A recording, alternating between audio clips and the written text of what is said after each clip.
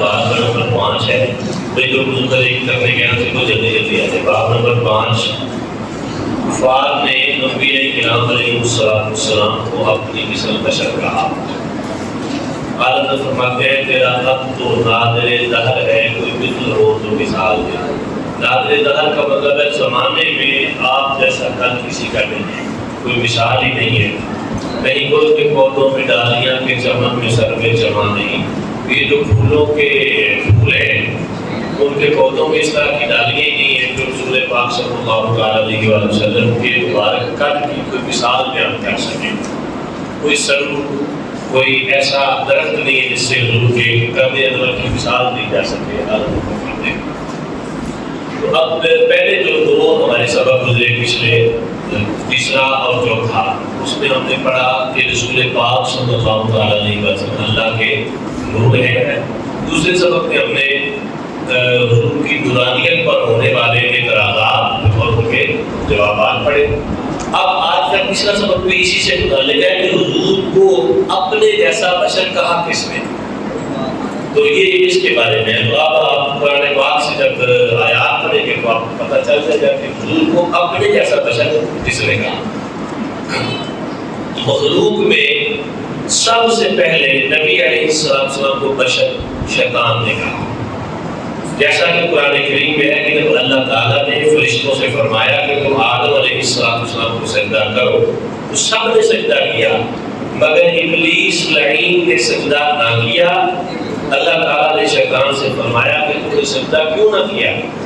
تو کہنے لگا قال لم اکن لاسجد لبشر، بولا مجھے زیبا نہیں ہے کہ میں کسی بشر کو سجدہ کروں. کہتا ہے میری شان ہی نہیں ہے کہ میں کسی بشر کو سجدہ کروں.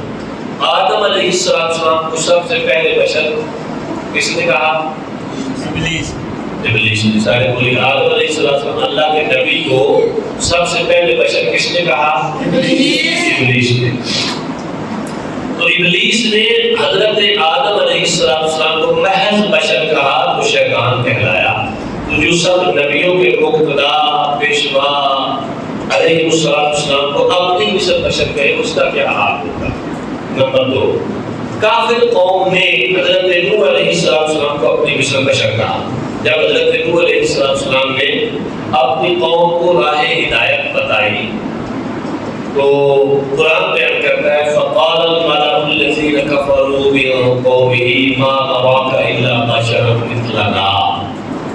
اس قوم کے سردار جو کافر ہوئے تھے بولے ہم تو تمہیں اپنے جیسا آدمی ہی سمجھتے ہیں، اپنے جیسا آدمی ہی دیکھتے ہیں، یعنی اپنی مثل بشر ہی سمجھتے ہیں. تو حضرت نوح علیہ السلام کو کافر کس آپ کو اپنی مثل بشر کس نے کہا؟ ابلیس.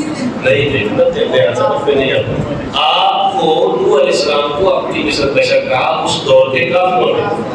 آپ کی قوم کے جو کافر تھے انہوں نے حضرت نوح علیہ السلام کو کیا کہا؟ بشر.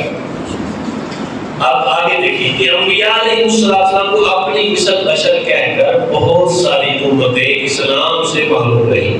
قرآن پاک میں جا بجا ان کے تذکرے ہیں. اس امت میں بھی کچھ بد نصیب لوگ ایسے ہیں جو سرور انبیاء علیہ السلام کو اپنی مثل بشر کہتے ہیں. نمبر 3، کفار قوم عاد نے حضرت ہود علیہ السلام کو اپنی مثل بشر کہا. ما هذا الا بشر مثلكم يأكل مما تأكلون منه ويشرب مما تشربون.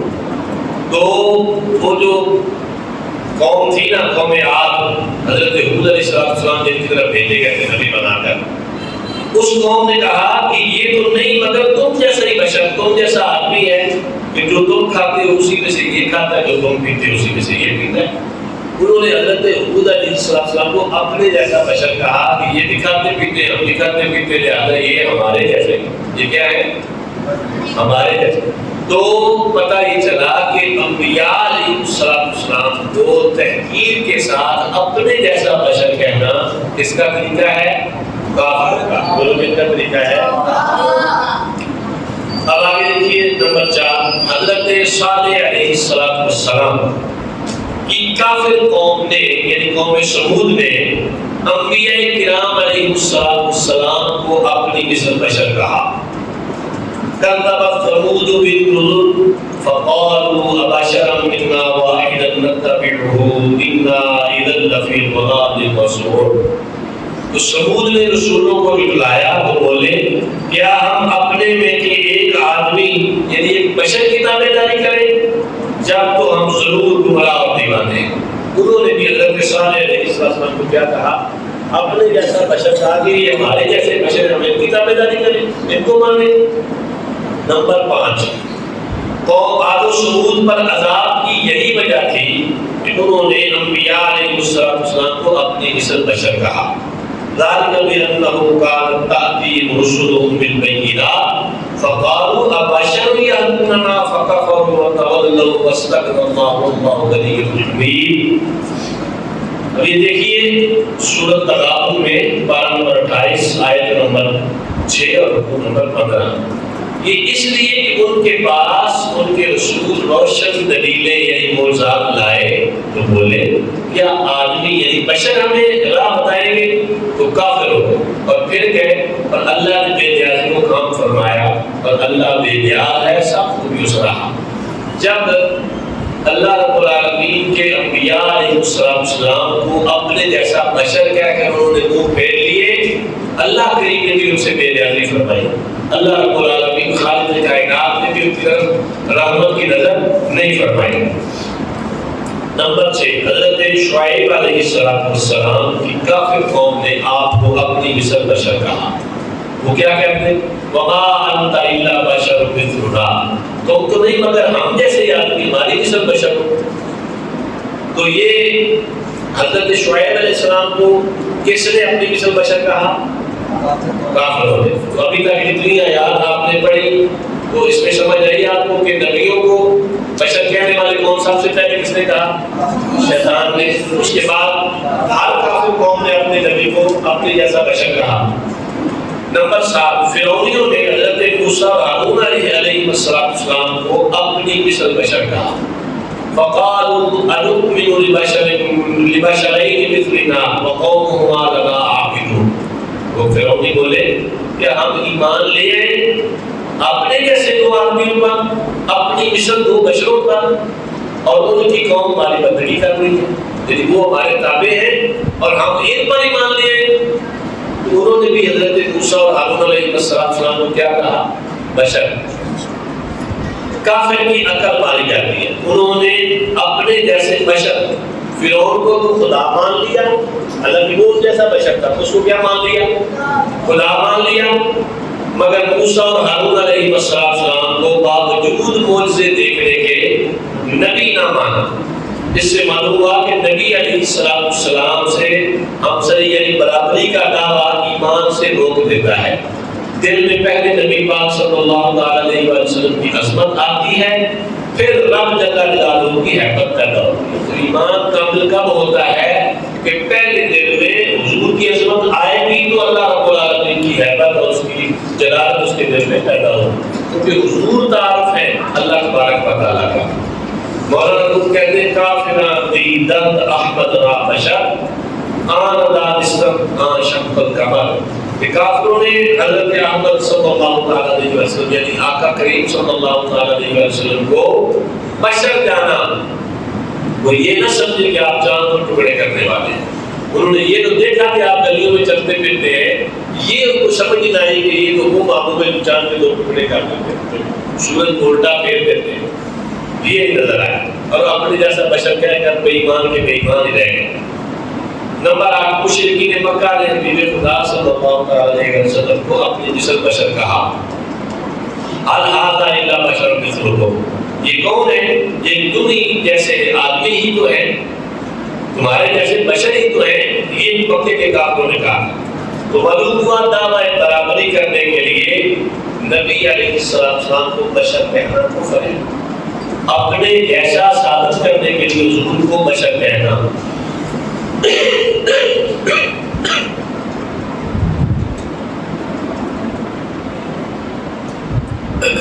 حضور کو اپنے جیسا بشر کہنا برابری کے لیے یہ کیا ہے کفر ہے. کافروں نے کہا اور ہر قوم کے کافروں نے کہا. اللہ معقول کے کفر کا بیان قرآن میں کیا اور جیسے قرآن کریم کی آیت مبارکہ ہے نا، مَثَلُ نُورِهِ كَمِشْكَاةٍ فِيهَا مِصْبَاحٌ، کہ اللہ کے نور کی مثال ایسے ہی ہے جیسے ایک تاک وہ جو ایسے بنایا ہوتا ہے ایسے کر کے اس میں چراغ۔ اب یہ اللہ کے نور کی مثال یہاں دی ہے، تو نعوذ باللہ کوئی بندہ اللہ کو چراغ کہتے ہیں کہ اللہ چراغ ہے، اور یہ آیت پڑھنے کا ہی میں تو قرآن پاک سے پڑھ رہا ہوں، تو کیا وہ بندہ مومن رہ جائے گا، مسلمان رہ جائے گا جو اللہ کو چراغ کہے؟ نہیں رہ سکتا نا۔ اسی طرح حالانکہ وہ کہتے ہیں میں تو قرآن کی آیت پڑھ رہا ہوں، تو قرآن پاک کی آیت پڑھنے کے باوجود بھی کیونکہ اس کا استدلال غلط ہے، اس کا استدلال غلط ہے، اس نے قرآن کریم کی آیت سے جو نتیجہ حاصل کیا وہ درست نہیں ہے، لہٰذا اس کا یہ اس طرح بیان کرنا اللہ کو معاذ اللہ تعالیٰ چراغ کہنا جیسے یہ جائز نہیں ہے، ایسے ہی قرآن پاک کی آیت قُلْ إِنَّمَا أَنَا بَشَرٌ مِثْلُكُمْ پڑھ کر حضور کو اپنے جیسا بشر کہنے کی اجازت ہے نہیں۔ ان عام محاوروں میں انبیاء کرام علیہ السلام کو بشر کہنا حرام اور طریقہ کفار ہے۔ اللہ تعالیٰ فرماتا ہے لا تجعلوا دعاء الرسول بینکم کدعاء بعضکم بعضا، فرمایا رسول کے پکارنے کو آپس میں ایسا نہ ٹھہرا لو جیسا تم ایک دوسرے کو پکارتا ہے، جیسے آپس میں دوسرے کو آواز نہیں دیتے اوے فلانے او فلانے، اپنے یار میری میں بات دیتے دے لیتے تو بات، اس طرح فرمایا حضور کو نہیں پکارا، حضور کو ایسے آواز دینے کی اجازت نہیں، اگر حضور ہم جیسے ہوتے تو اللہ پاک کیوں منع فرماتا؟ اللہ پاک نے اس لیے منع فرمایا کہ خبردار میرے محبوب صلی اللہ علیہ وسلم کو اپنے جیسا نہیں سمجھنا اور نہ ہی اپنی طرح ٹریٹ کرنا۔ تو نبی کو بشر یا تو رب نے فرمایا، اللہ نے فرمایا قرآن پاک میں، یا خود نبی پاک صلی اللہ علیہ وسلم نے اپنے لیے لفظ بشر بولا عاجزی مثالی کے طور پر، یا پھر کافروں نے کہا، یا کس نے کہا؟ نبی کو بشر کب کس نے کہا؟ سب سے پہلے اللہ نے، پھر نبی نے خود، تیسرا کفار نے۔ اچھا اب سوچنے والی بات جو یہ ہے کہ اب جو نبی کو بشر کہتا ہے کیا وہ خدا ہے؟ نہیں۔ نبی ہے؟ نہیں۔ اب تیسری صورت بچتی ہے، سمجھ آ گئی کہ اللہ نے کہا، نبی نے کہا یا کافروں نے کہا؟ اب کہنے والا اللہ بھی نہیں ہے، نبی بھی، تو کیا بچا پیچھے؟ تو جو بے ادبی اور تحقیر کی نیت سے نبیوں کو کافر کہے گا دائرہ اسلام سے خارج ہو جائے گا۔ چلیے یہ آپ کا سبق تھا، یہ نور کے حوالے سے نور اور بشریت کے مسائل پر 3 سبق حضرت اللہ ہم نے پڑھ لیے، اور یہ مسئلہ حل ہو گیا آپ کا جی۔ نور و بشر کے حوالے سے کوئی ذہن میں سوال ہو آپ کے، کوئی دیوبندی بھائیوں نے سوالات ڈالے، کوئی چیز سمجھ میں نہیں آئی تو آپ پوچھ سکتے ہیں تاکہ پھر ہم اگلا سبق شروع کریں۔ کوئی ہے سوال دے دیں کسی کی؟ سب کو سمجھ آ رہی ہے تو بولنا چل رہی ہے جی۔ اب یہ پتہ آئیے سمجھ کے نہیں ہے تو آپ بول دے رہے ہیں، آپ آگے جی تھوڑا بہت منہ ہلا کے زبان ہلا کے دسو بھی سمجھ آتی ہے، نہیں پتہ لگا شاباش الحمدللہ کہہ کے بتاتے ہیں، پوچھا نہیں سمجھ آ گئی کہیں گے الحمدللہ سمجھ آ گئی۔ اب ہم پڑھیں گے سیدی اعلیٰ حضرت امام اہل سنت مجدد دین و ملت امام احمد رضا محدث بریلوی رضی اللہ تعالیٰ عنہ کا مختصر تعارف اعلیٰ حضرت جن کو کہتے ہیں وہ کون ہے؟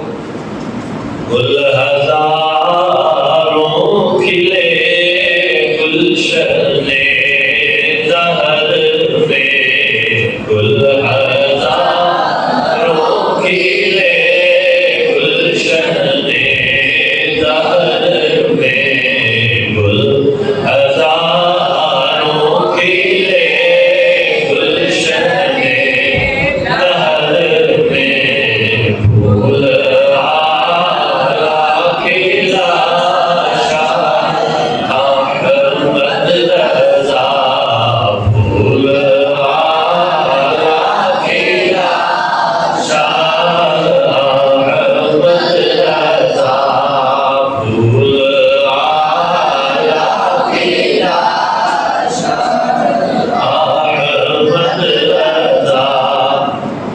کہتے ہیں جی گل ہزاروں کھلے گلشن دہر، زمانے کے گلشن میں ہزاروں پھول کھلے پر پھول اعلیٰ کھلا شاہ احمد رضا، حضرت ایک منفرد پھول کھلے زمانے میں، زمانے کے گلشن میں۔ اب آپ کا تعارف جناب تھوڑا سا ہو جائے گا۔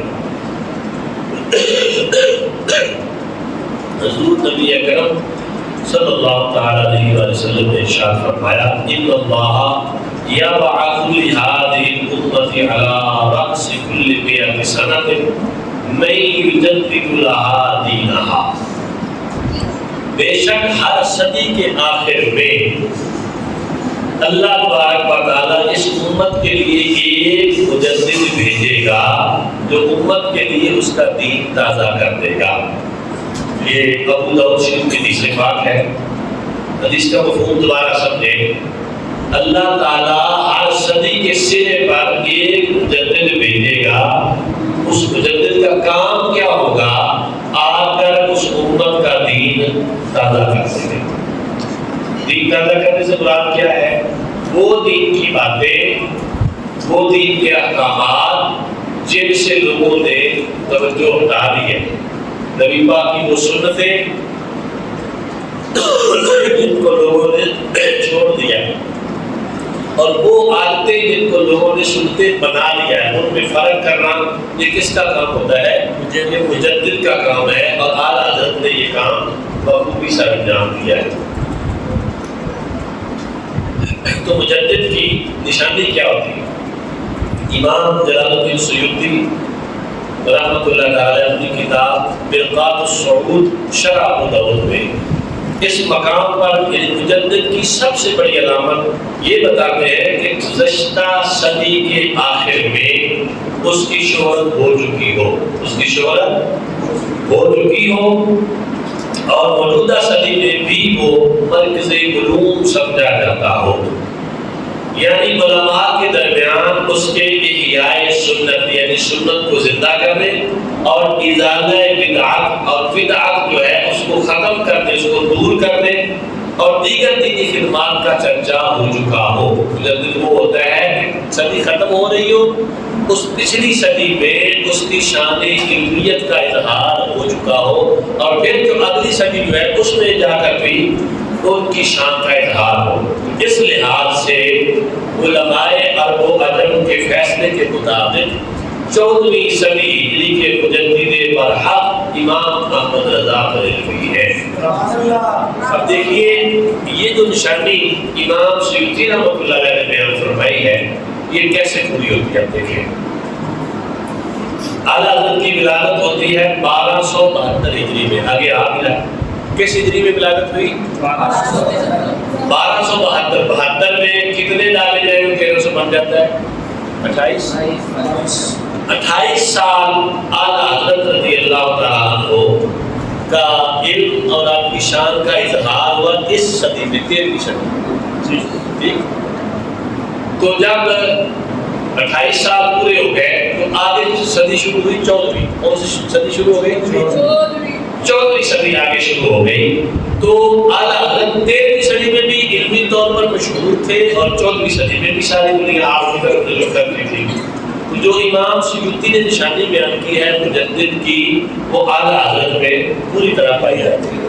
اچھا آپ دیکھیں 1272 میں اعلیٰ حضرت پیدا ہوئے، 13 سال 10 ماہ اور تقریباً 4 یا 5 دن یہ عمر تھی، یعنی اب 14 سال پورے نہیں ہوئے تھے تو آپ نے فتویٰ دینا شروع کر دیا تھا۔ آپ 14 سال ہی شامل کر لیں، 72 میں 14 شامل کریں تو کتنے بنے؟ 86۔ تو ابھی اس صدی کے 14 سال باقی تھے تو اعلیٰ حضرت رضی اللہ تعالیٰ عنہ اس وقت بھی فتویٰ دیتے تھے۔ فتویٰ دینا یہ نہیں ہے کہ جو منہ میں وہ کہہ دیں، فتویٰ ایک حیثیت رکھتا ہے۔ آج تو ہر بندہ مفتی بن گیا ہے، ہر بندہ فتوے دیتا پھر رہا ہے، جو جہاں لکھتا ہے فیس بک پہ یوٹیوب پہ جو منہ میں آتا ہے بکتا جا رہا ہے۔ فتوے کی ایک حیثیت ہوتی ہے، فتویٰ رسول اللہ کا حکم بیان کرنا ہوتا ہے، احکام شریعہ کو بیان کرنا ہوتا ہے۔ تو اس دور میں اعلیٰ حضرت کے پاس پوری دنیا سے، عرب سے، عجم سے، مختلف علاقوں سے لوگ سوالات پوچھنے کے لیے، فتاویٰ حاصل کرنے کے لیے سوالات بھیجتے تھے۔ تو اعلیٰ حضرت وہ ہے کہ جن کی شہرت 13ویں صدی میں بھی تھی اور پھر 14ویں صدی میں تو کمال ہی ہو گیا۔ تو اس لیے جو نشانی بیان کی امام سیوطی رحمۃ اللہ تعالی نے وہ اعلیٰ حضرت کی ذات میں بدرجہ ختم پائی جاتی ہے۔ آپ کا نام محمد ہے۔ نبی پاک صلی اللہ تعالیٰ علیہ وسلم نے ارشاد فرمایا، جس شخص نے اپنے بیٹے کا نام میرے نام سے نسبت کر کے محمد رکھا، میں دونوں باپ بیٹے کی شفاعت کر جنت میں لے جاؤں گا۔ اس لیے بچہ جب بیٹا ملے، اللہ بیٹا عطا کرے، اس کا اصل نام رکھنا ہے محمد۔ اصل نام کیا رکھنا ہے؟ محمد۔ آگے بلانے کے لیے، آواز دینے کے لیے کوئی بھی نام ساتھ ملا سکتے ہیں۔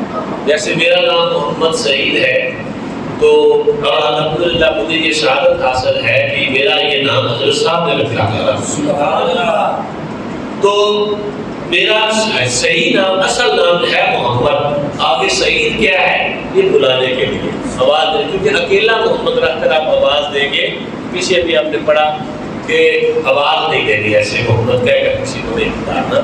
تو محمد سعید، محمد حبیب، محمد نصیر، آگے جو بھی آپ نام ساتھ رکھتے گئے، لیکن اصل نام کیا رکھنا ہے؟ محمد۔ تو اعلیٰ حضرت کا جو نام آپ کے والد گرامی نے رکھا وہ کیا تھا؟ محمد۔ اور آپ کے دادا نے آپ کو احمد رضا کہہ کر پکارا، اور اسی نام سے آپ مشہور ہوئے، اور بعد میں اعلیٰ حضرت نے اپنے نام کے ساتھ عبد المصطفیٰ، یعنی مصطفیٰ کا غلام، مصطفیٰ کا بندہ، اس کا اضافہ کر لیا۔ تو عمومی طور پر آپ جب لکھتے تھے تو محمد احمد عبد المصطفیٰ محمد احمد رضا آپ لکھا کرتے تھے۔ ہندوستان کے شہر بریلی کے محلہ رسولی میں آپ کی ولادت میں باسعادت ہوئی۔ تاریخ پیدائش 10 شوال مکرم 1272 ہجری، 14 جون 1856 ہجری، 1856 عیسوی، بروز ہفتہ بوقت ظہر۔ اعلیٰ حضرت قدس سرہ نے اپنا سال پیدائش اس آیت سے نکالا، اولئک کتب فی قلوبہم الایمان وأیدہم بروح منہ۔ یہ ہیں وہ لوگ جن کے دلوں میں اللہ نے ایمان نقش فرما دیا اور اپنی طرف کی روح سے ان کی مدد فرمائی۔ تو یہ جو آیت مبارکہ نا یہاں اولئک سے لے کر منہ تک، اس کے جب آپ عرف ابجد کے لحاظ سے عدد نکالتے ہیں تو وہ بنتے ہیں 1272۔ کتنے بنتے ہیں؟ تو یہ اعلیٰ حضرت نے اپنا سن ولادت نکالا، اور آیت کا اشارہ کر دیا یہ وہ لوگ ہیں جن کے دلوں میں اللہ نے ایمان نقش فرمایا۔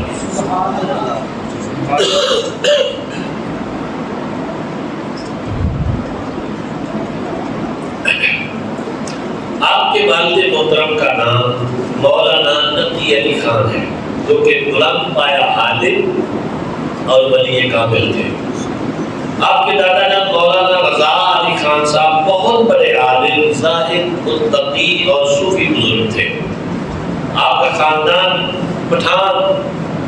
پٹھانوں کا قبیلہ تھا بہرائچ، اس سے تعلق رکھتے تھے۔ آپ کا اصل وطن قندھار یعنی افغانستان تھا۔ آپ کے بزرگوں میں سب سے پہلے شجاع جنگ بہادر سعید اللہ خان، یہ نادر شاہ کے ہمراہ قندھار سے ہندوستان آئے اور 6000 منصب پر فائز ہوئے۔ یہ ایک عہدہ ہوتا تھا، حکومت کی طرف سے دیا جاتا تھا 6000 منصب۔ یہ جو جیسے آج کل گورنر ہوتے ہیں یا وزیر ہوتے ہیں، ایسے عہدہ ہوتا تھا۔ اس میں زمینیں اعلان ہوتی تھی، ملکیت میں جائیدادیں دی جاتی تھی اور حکومتی ذمہ داریاں سونپی جاتی تھی۔ تو لاہور کا شیش محل جو ہے یہ انہی کی جاگیر تھا، اس شیشے کا بنا ہوا پورا محل ہے لاہور۔ تو یہ اعلیٰ حضرت کے آباء و اجداد کا تھوڑا سا کام تھا۔ خود اعلیٰ حضرت نے 4 سال کی عمر میں ناظرہ قرآن پاک ختم کر دیا۔ تو کتنی سال کی عمر میں؟ 4 سال کی عمر میں۔ اور 6 سال کی چھوٹی سی عمر میں، ننھی عمر میں 12 ربیع الاول شریف سن 1278 ہجری میں ایک بڑے مجمع سے میلاد مصطفیٰ کے موضوع پر تقریباً 2 گھنٹے خطاب فرمایا. کتنی عمر مبارک تھی؟ 6 سال. آپ کی عمر کتنی ہے؟ 15 سال. ماشاءاللہ. آپ کر سکتے ہیں 2 گھنٹے خطاب؟ نہیں کر سکتے ہیں. یہاں بڑے بڑے جو ہیں ان سے نہیں ہوتا. عالم کی عمر کتنی تھی؟ صرف 6 سال. اللہ پاک نے آپ کو ایسی شان بخشی کہ آپ نے میلاد شریف کے موضوع پر 2 گھنٹے خطاب فرمایا. بہت بڑے مجمع سے اکیلے بیٹھ کر بھی نہیں, بہت بڑے مجمع سے خطاب فرمایا. اچھا 6 سال.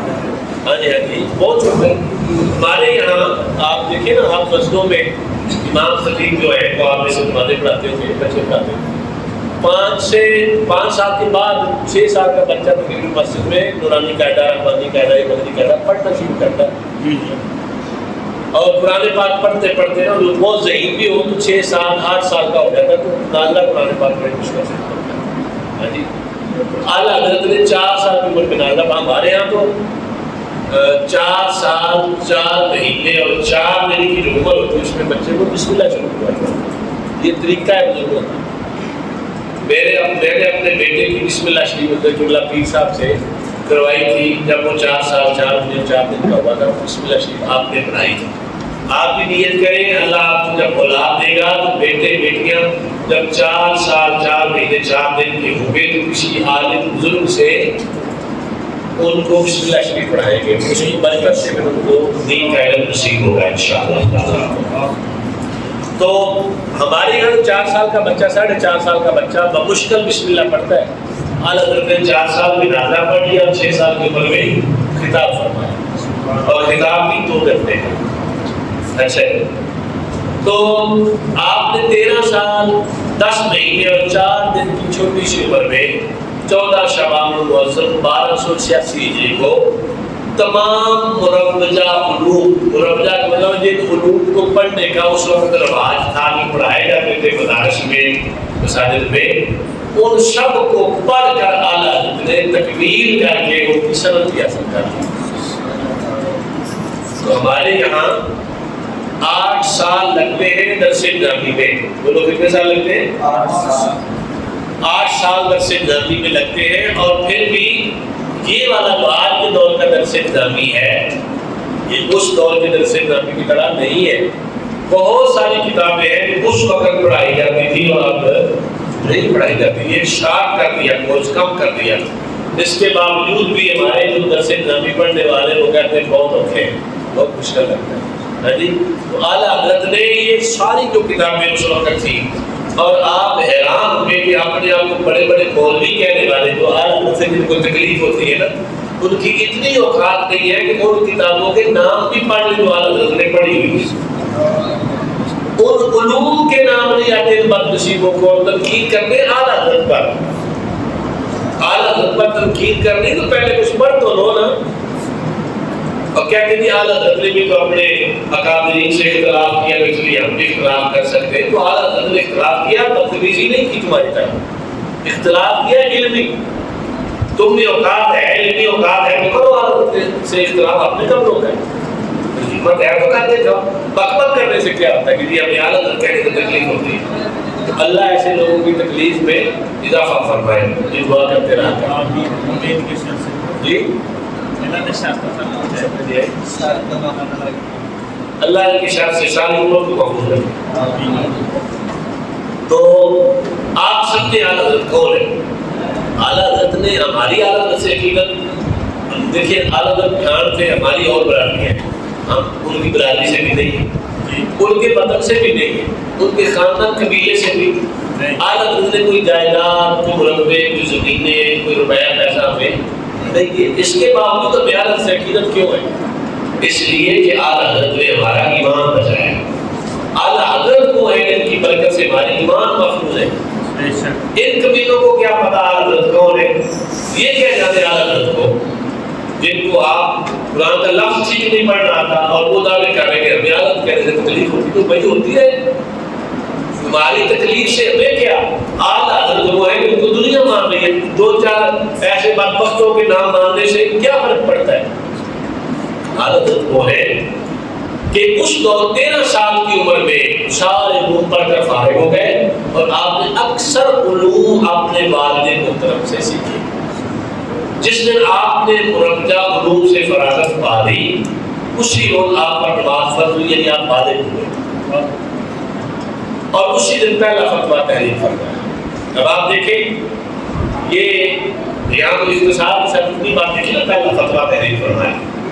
اصل میں ہوا یہ کہ پہلے آپ کے جو والد گرامی تھے قبلہ، ان کے پاس لوگ فتویٰ لینے کے لیے اپنا سوال بھیجتے تھے، تو فتویٰ ایسے نہیں اٹھے اور لکھ دیا، فتویٰ لکھنے کے لیے بہت ساری کتابیں دیکھنی پڑتی ہیں، بہت ساری چیزیں سامنے رکھنی پڑتی ہیں، پھر جا کے فتویٰ خرید۔ اب تو لوگ ہم سے فتویٰ لے جاتے ہیں نا، وہ کہتے ہیں انہیں لے کے دو، ایسا نہیں ہوتا تھا۔ سوال آیا پھر اس کے بعد اس کے مطابق وہ سارے جوابات کی چیزیں جمع کر کے پھر اس کو جواب دیتے تھے۔ تو اعلیٰ حضرت کے والد گرامی کے پاس ایک فتویٰ آیا ہوا تھا، یہ بچوں کو دودھ پلانے کے حوالے سے رضاعت کا مسئلہ تھا اور یہ بڑا مشکل سوال تھا جی۔ تو آپ نے وہ فتویٰ لکھنا شروع کیا، لکھ رہے تھے کہ آپ کو کہیں جانا پڑ گیا تو وہ کاغذ قلم دوال ہر چیز وہی رکھی رہ گئی، جتنا لکھا تھا آپ نے کتب خانے میں ویسے ہی چھوڑ کے آپ کام چلے گئے۔ کام سے جب واپس آئے تو دیکھا کہ وہ فتویٰ مکمل ہوا پڑا ہے اور اس کو پڑھا تو لکھا بھی بالکل صحیح تھا، لکھا بھی بالکل جو وہ لکھنا چاہتے تھے آپ نے ویسے لکھا۔ اچھا اب والد صاحب نے دیکھا کہ فتویٰ تو مکمل ہے، میں تو بھی لکھ رہا تھا تو نامکمل تھا، انہوں نے سمجھا کہ شاید ہمارے جامعہ کے کسی استاد نے پورا کر دیا۔ انہوں نے آئے ہوئے یہاں کوئی کتاب دے لائبریری میں، انہوں نے دیکھا ہوگا کہ فتویٰ رکھا ہوا ہے تو نام کمل ہے، اس کو پورا کر دیتے، چلو ضرورت مند کو جلدی فتویٰ بھیج دیں۔ آپ نے اساتذہ سے پوچھا کہ بھائی یہ فتویٰ کس نے مکمل کیا ہے؟ انہوں نے کہا ہم نے تو نہیں کیا، ہم نے سے تو کوئی بھی لائبریری میں گیا ہی نہیں۔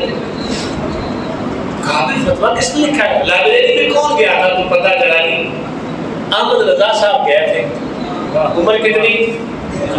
14.5 سال تقریباً، دو مہینے کاٹ 14 سال، اور فتویٰ اچھا وہ کہا جی وہ ان کو جاتے ہوئے دیکھا تھا نہیں لائبریری میں، ان کو بلایا گیا اعلیٰ حضرت کو۔ اعلیٰ حضرت جب آئے تو والد گرامی نے پوچھا یہ فتویٰ آپ نے مکمل کیا ہے؟ کہا جی میں نے لکھا ہے۔ والد صاحب اتنے خوش ہوئے، آپ کو سینے سے لگایا، پیشانی پہ بوسہ دیا اور فرمایا کہ آپ نے فتویٰ بالکل ٹھیک لکھا ہے، آج کے بعد فتویٰ لکھنے کی ذمہ داری میں آپ کو سونپتا ہوں۔ یہ مجھے دنیا میں کہیں دکھائے کہ 14 سال کا مفتی ہو، 14 سال کی عمر میں فتویٰ دیتا، تو یہ ہے اعلیٰ حضرت۔ سمجھ آ رہی ہے؟ آپ کو 135 سے زائد علوم پر عبور حاصل تھا۔ کتنے علوم؟ 135۔ آپ یہ جو چرچا کرتے پھر رہے یہ 2 علم نہیں جانتے، اور اعلیٰ حضرت نے جن علوم میں دسترس حاصل کر رکھی تھی ان کے نام بھی ان کو نہیں آتے۔ تو جن میں قرآن و حدیث و فقہ کے علاوہ سائنسی علوم بھی شامل ہے، اور آپ نے تقریباً 1000 تصانیف تحریر فرمائی، یعنی 1000 کے قریب آپ کی کتابیں اور رسائل اعلیٰ حضرت نے لکھے۔ 1295 میں اپنے والد ماجد کے ہمراہ زیارت حرمین سے مشرف ہوئے، مدینہ طیبہ مکہ پاک حاضری دینے کے لیے بیت اللہ شریف کے پاس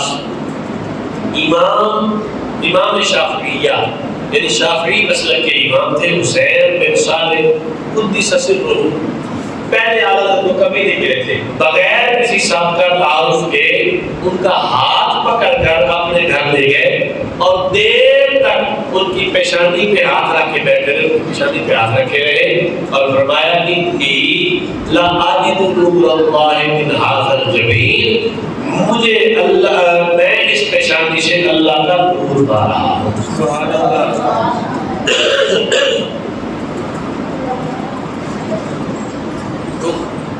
بلیرا ولی کی شناست فارسی کا مقولہ ہے کہ ولی کو ولی پہچانتا ہے۔ یہ جو کوڑے بے جانتے کہتے ہیں کہ ہمیں حالت کہنے سے تکلیف ہوتی ہے، ان کے اپنے پلے کچھ ہوتا ہے، ان کو حالت کا پتہ ہوتا ہے نا۔ وہ جو ولی اللہ تھے انہوں نے حالت کو دیکھتے ہی پہچان لیا، کہا اس پیشانی سے مجھے اللہ کا نور مل رہا ہے۔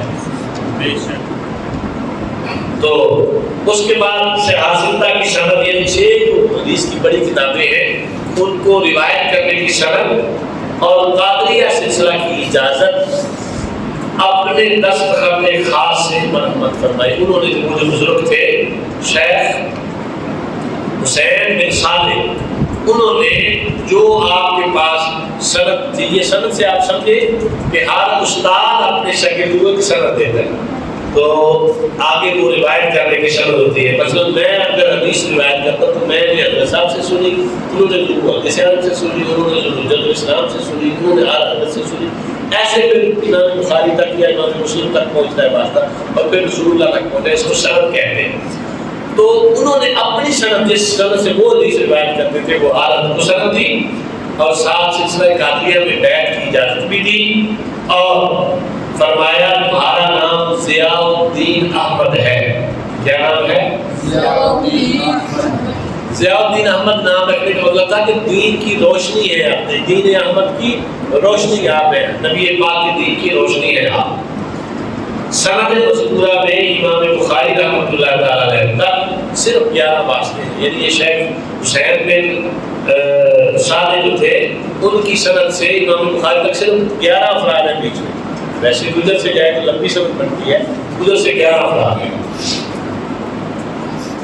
1323 ہجری کو مکہ معظمہ میں عدم فرصت اور شدید بخار کے باوجود صرف 8 گھنٹے میں نبی پاک صلی اللہ علیہ وسلم کے علم مبارک کے متعلق سوالات کے جوابات پر مشتمل ایک ضخیم کتاب الدولۃ المکیہ بالمادۃ الغیبیہ عربی زبان میں تحریر فرمائی۔ سبحان اللہ۔ مکہ شریف میں تھے تو یہ دیوبندی بھی گئے ہوئے تھے، ان شیطانوں نے وہاں جا کر شرارت یہ کی کہ جو گورنر مکہ تھے ان کو جھوٹ بولا کہ جی یہ مولوی احمد رضا آیا ہوا ہے ہندوستان سے، یہ مشرک ہے، یہ نبی پاک صلی اللہ علیہ وسلم کے علم کو اللہ کے ساتھ ملا دیتا ہے۔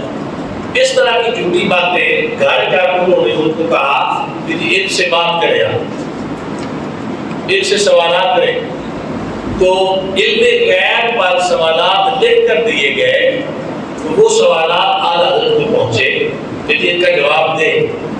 اعلیٰ حضرت رضی اللہ عنہ حج کرنے کے لیے گئے ہوئے تھے، آپ کے پاس کوئی لائبریری نہیں تھی، کتابیں ساتھ نہیں تھی، کوئی لیپ ٹاپ، کوئی موبائل۔ اب دیکھو آج کے دور میں موبائل میں ہزاروں کتابیں، لیپ ٹاپ میں آپ لاکھوں کتابیں رکھ سکتے ہیں، رکھ سکتے کہ نہیں رکھ سکتے، بڑی بڑی میموریز والے ہیں۔ تو اس وقت ایسا کچھ تھا نہیں، تو لائبریری تھی ہندوستان بریلی شریف میں۔ اب سوالات بھی آ گئے اور جوابات دینے بھی ضروری تھے، جوابات دینے بھی ضروری تھے۔ اگر وہاں جواب نہ دیتے تو ہمارا دیکھا آتا ہی کچھ نہیں ہے، یہ معاذ اللہ اپنے موقع پہ جھوٹے، اوپر سے بخار بھی بڑا شدید تھا۔ اب ایسی حالت میں حالت خود فرماتے ہیں بخار بھی تھا، کتب خانہ بھی پاس نہیں تھا، اس کے باوجود اللہ پر بھروسہ کرتے ہوئے اور رسول کریم صلی اللہ علیہ وسلم کی مدد و نصرت سے فقیر نے آغاز کر دیا۔ 5 گھنٹے ظہر سے پہلے لکھا اور 3 گھنٹے ظہر سے عصر تک لکھا۔ 8 گھنٹوں میں اس وقت کے تقریباً 500 صفحات کی عربی زبان میں حضرت نے کتاب لکھ دی۔ اس میں ان سارے سوالات کے جوابات بھی دیے اور اپنا عقیدہ بھی بیان کیا۔ اب اس کا اردو ترجمہ بھی ہو گیا، آپ لوگ بھی پڑھ سکتے ہیں۔ علم غیب کے موضوع پر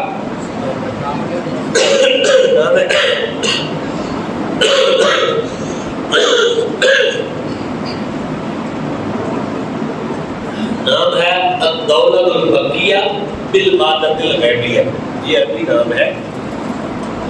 اس کا مطلب ہے مکہ کی دولت غیب کے معنی میں۔ حضرت کی اصل میں جو کتاب ہوتی ہے اس کا ایک کمال ہے، آگے آ بھی رہا ہے کہ اس کا ایک تو نام عربی میں ہوتا ہے، دوسرا نظم میں ہوتا ہے، تیسرا یہ بتاتا ہے کہ کس فن میں لکھی گئی ہے کتاب، اور چوتھا اس کی جب عداد نکالیں گے تو وہ سن نکلے گا جس سن میں یہ کتاب لکھی گئی ہے۔ اس کا نام ہے الدولۃ المکیہ بالمادۃ الغیبیہ۔ اس کا اردو ترجمہ بھی دستیاب ہے، مل جائے گا بازار سے بھی، شاید پی ڈی ایف میں بھی موجود ہے، تو آپ دیکھ لیجیے۔ اس میں کتنے گھنٹے میں لکھی ہے آپ نے؟ کس زبان میں؟ عربی زبان میں۔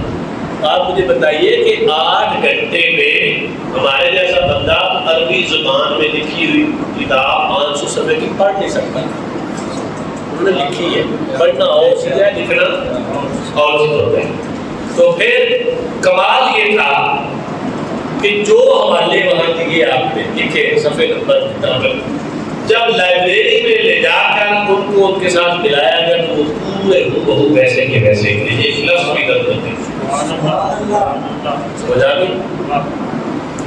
آپ کے حافظے کا عالم یہ تھا کہ صرف 1 مہینے میں قرآن پاک حفظ کر لیا، وہ بھی اس شان سے کہ نماز مغرب سے اشارت یاد فرما۔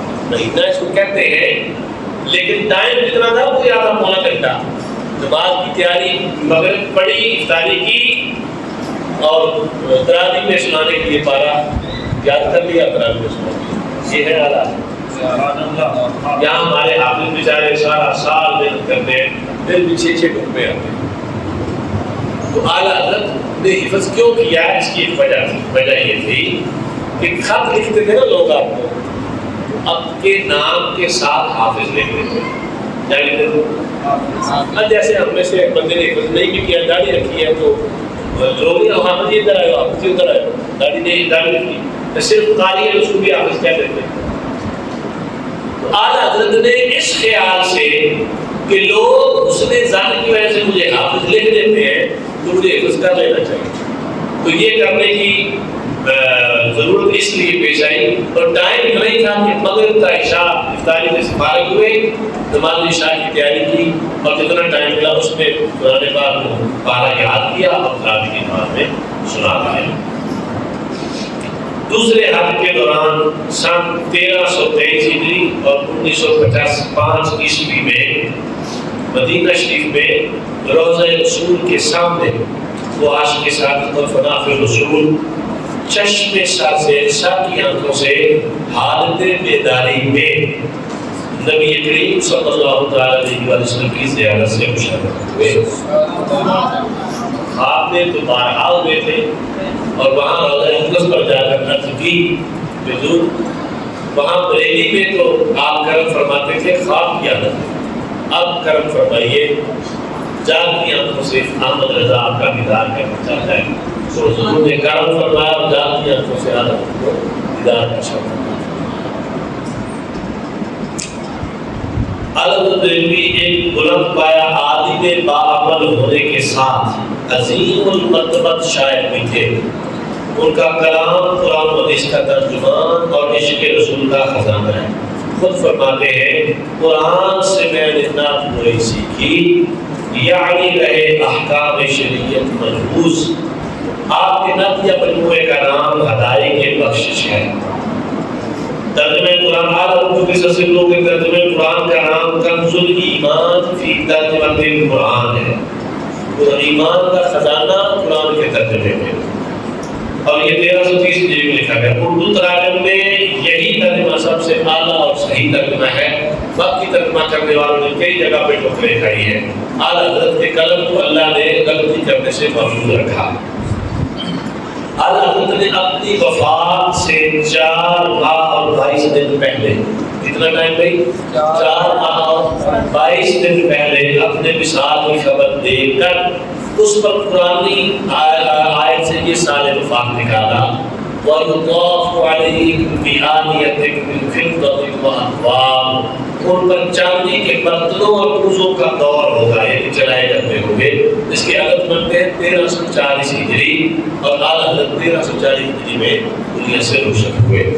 25 سفر المظفر 1340 ہجری بمطابق نومبر 1921 بروز جمعۃ المبارک ہندوستان کے وقت کے مطابق 2:38 پر اہم اذان کے وقت ادھر مؤذن نے حی علی الفلاح کہا اور ادھر پورے مفتو نے داعی اجل کو لبیک کہا. یعنی ادھر اذان عالیہ وزن کہنا او فلاح کی اور ادھر اعلیٰ حضرت رضی اللہ تعالیٰ کی مبارک پرواز کر کے کیوں رضا آج گلی سوتی ہے اٹھ میرے دھوم مچانے والے. آپ کا مزار پرواز بریلی شریف محلہ سوداگرہ میں دارالعلوم منظر اسلام کے شمالی جانب زیارت گاہ خاص و عام ہے. اور اعلیٰ حضرت کی بارگاہ رسالت میں مقبولیت دیکھیے. 25 سفر المظفر کو بیت المقدس میں ایک شامی بزرگ نے خواب میں اپنے آپ کو دربار رسالت میں پایا. انہوں نے خواب دیکھا کہ میں بارگاہ رسالت میں حاضر ہوں. تمام صحابہ کرام اور اولیاء اعظام علیہ رضوان دربار اقدس میں حاضر تھے لیکن مجلس میں سکوت یعنی خاموشی طاری تھی. ایسا معلوم ہوتا تھا کہ کسی آنے والے کا انتظار ہے. شامی بزرگ نے بارگاہ رسالت میں عرض کیا حضور علیہ السلام میرے ماں باپ آپ پر قربان کس کا انتظار ہے؟ سید عالم صلی اللہ تعالی علیہ وسلم نے فرمایا ہمیں احمد رضا کا انتظار. شامی بزرگ نے عرض کیا حضور احمد رضا کون ہے؟ ارشاد فرمایا ہندوستان میں بریلی کے باشندے ہیں. پھر بیداری کے بعد وہ بزرگ شام سے بیت المقدس سے اعلیٰ حضرت کی تلاش میں ہندوستان کی طرف چل پڑے اور جب وہ بریلی پہنچے کئی دنوں کے بعد انہیں معلوم ہوا اس عاشق رسول کا اسی روز جس روز انہیں خواب دیکھا تھا کہ حضور انتظار فرما رہے اس روز ان کا انتقال ہو گیا دنیا سے رخصت ہو گئے. یا الہی جب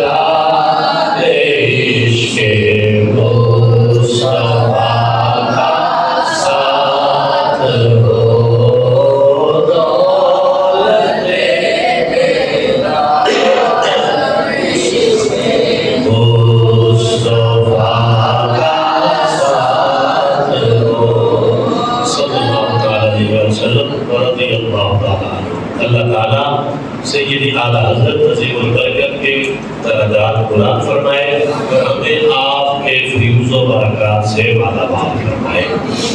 تو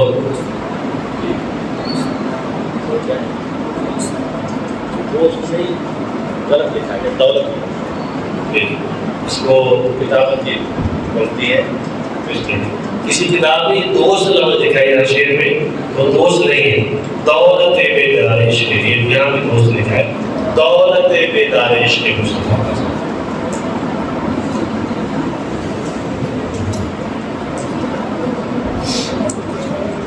کل ہم انشاءاللہ تعالیٰ اردو ترجمے جو ہے یہ ہے ان کے حوالے سے پڑھیں گے. آج بتایا کہ کنز الایمان سب سے اعلیٰ ترجمہ اردو میں.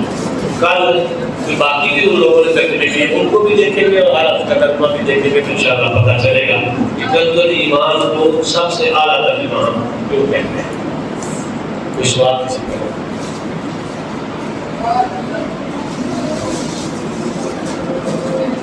لا الہ الا اللہ.